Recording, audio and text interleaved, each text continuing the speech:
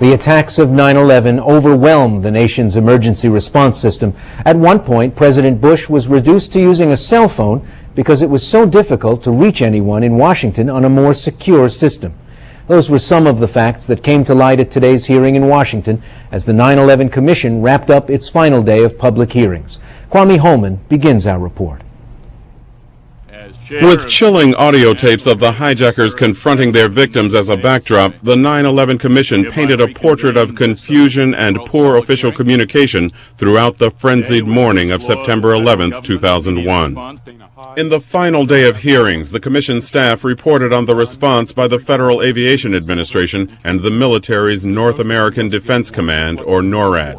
The staff said neither was prepared to react to hijacked planes that would become weapons. In sum, the protocols in place on 9/11 for the FAA and NORAD to respond to a hijacking presumed that 1. The hijacked aircraft would be readily identifiable and would not attempt to disappear. 2. There would be time to address the problem through the appropriate FAA and NORAD chains of command. And 3. The hijacking would take the traditional form, not a suicide hijacking designed to convert the aircraft into a guided missile.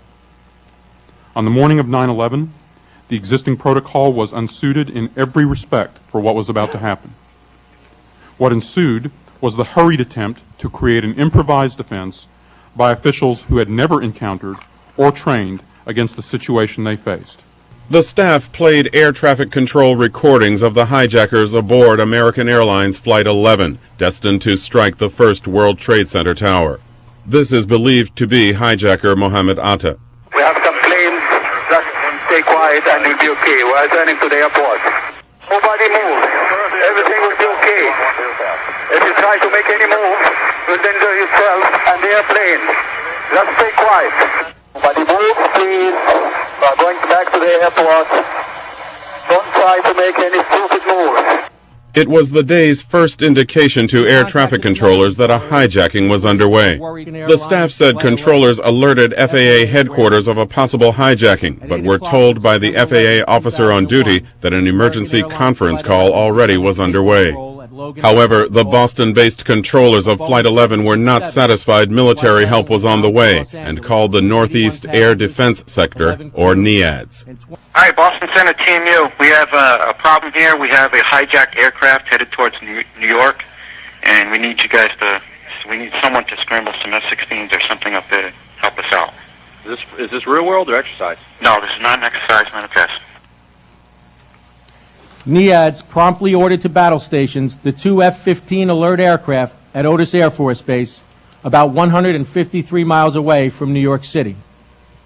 The Air Defense of America began with this call. At NEADS, the reported hijacking was relayed immediately to Battle Commander Colonel Robert Marr. After ordering the Otis fighters to battle stations, Colonel Marr phoned Major General Larry Arnold, Commanding General of the 1st Air Force and the Continental Region. Marr sought authorization to scramble the Otis fighters. General Arnold instructed Marr, quote, to go ahead and scramble the airplanes and we'd get permission later, end quote. General Arnold then called NORAD headquarters to report. F-15 fighters were ordered scrambled at 8:46 from Otis Air Force Base. But NEADS did not know where to send the alert fighter aircraft. Quote, I don't know where I'm scrambling these guys to. I need a direction, a destination. End quote. Because the hijackers had turned off the plane's transponder, NEADS personnel spent the next minutes searching their radar scopes for the elusive primary radar return. American 11 impacted the World Trade Center's North Tower at 8:46 and 40 seconds. The FAA had given 9 minutes warning before the impact, the longest warning time it would provide before any of the 4 crashes. There was similar confusion about the other hijacked planes, United Flight 175, American Flight 77, and United Flight 93. According to the Commission staff, the FAA failed to report one of the planes as having been hijacked and believed American Flight 11, which had struck the World Trade Center, was still in the air. Military Boston Center just had a report that American 11 is still in the air and it's on its way heading towards Washington. Okay, American 11 is still in the air? Yes, on its way towards Washington? There was definitely another aircraft that hit the tower. That's the latest report we have. Okay. I'm going to try to confirm an ID for you, but I would assume he's somewhere over either New Jersey or somewhere further south. Okay, so American 11 isn't the hijack at all then, right? No, he is a hijack. American 11 is a hijack? Yes. And he's going into Washington? This could be a third aircraft.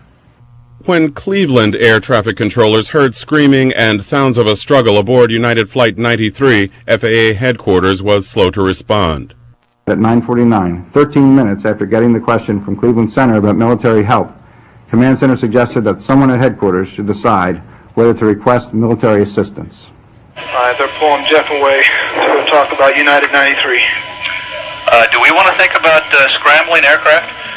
Oh, God, I don't know. That's a decision somebody's going to have to make probably in the next 10 minutes. Everybody just left the room. Moments later, Flight 93 crashed in a field in Pennsylvania. Meanwhile, key FAA officials still were missing from a Defense Department teleconference on the crisis that started just before 9:30 a.m. Operators worked feverishly to include the FAA in this teleconference, but they had equipment problems and difficulty finding secure phone numbers. NORAD asked 3 times before 10:03 to confirm the presence of FAA on the conference to provide an update on hijackings. The FAA did not join the call until 10:17. The FAA representative who joined the call had no familiarity with or responsibility for a hijack situation, had no access to decision makers, and had none of the information available to senior FAA officials by that time. As FAA and NORAD officials fought through confusion, senior officials accompanying President Bush to an elementary school in Florida were scrambling as well. According to the Commission staff, the President and Vice President Cheney had agreed to permit military jets to shoot down any airliner that did not respond to radio calls. But tapes of conversations between air controllers and the Northeast Air Defense showed confusion about the order. You need to read this. The region commander has declared that we can shoot down aircraft that do not respond to our direction. Copy that? Copy that, sir. So if you're trying to divert somebody and he won't divert, He was saying no. no? Came over the chat. You got a conflict on that direction? Right now, no, but... Okay. Okay. You read that from the Vice President, right? Vice President has cleared. Vice President has cleared us to intercept tracks. You know what they Commander has shoot them down if they do not respond first on RCC. In interviews with us, NEAD's personnel expressed considerable confusion over the nature and effect of the order. Joint Chiefs of Staff Chairman Richard Myers, a former commander of NORAD, was today's first witness.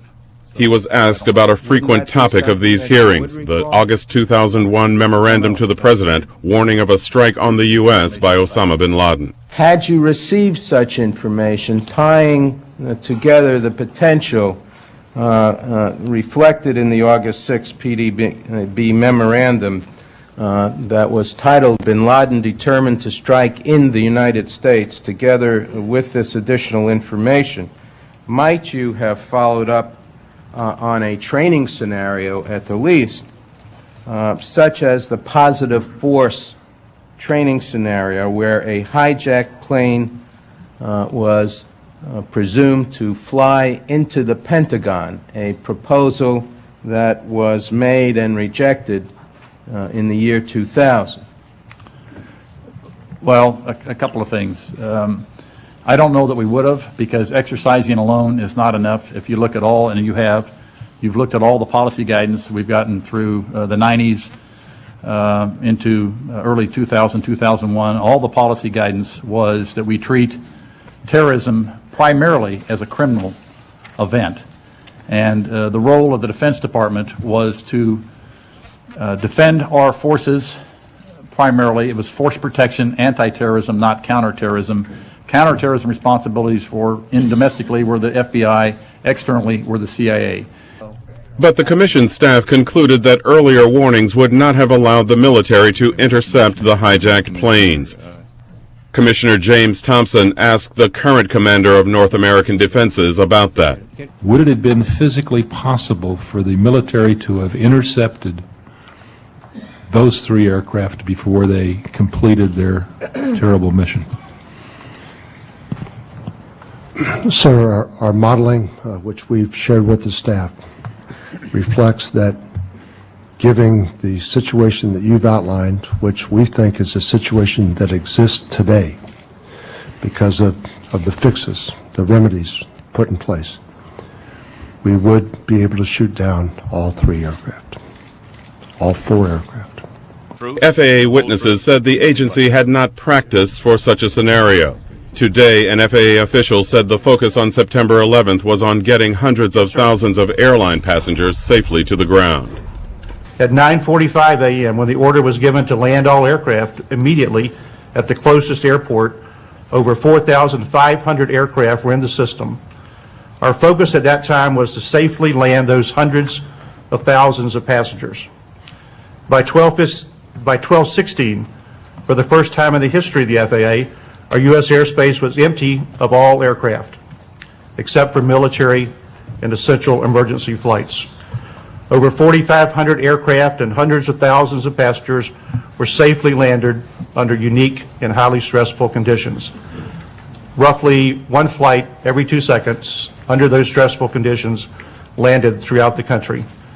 FAA controllers, supervisors, pilots, flight crews, dispatchers, and the automation equipment they used all performed flawlessly. But Commissioner Bob Carey criticized the FAA for allowing an inexperienced staffer to coordinate the key conference call between government agencies.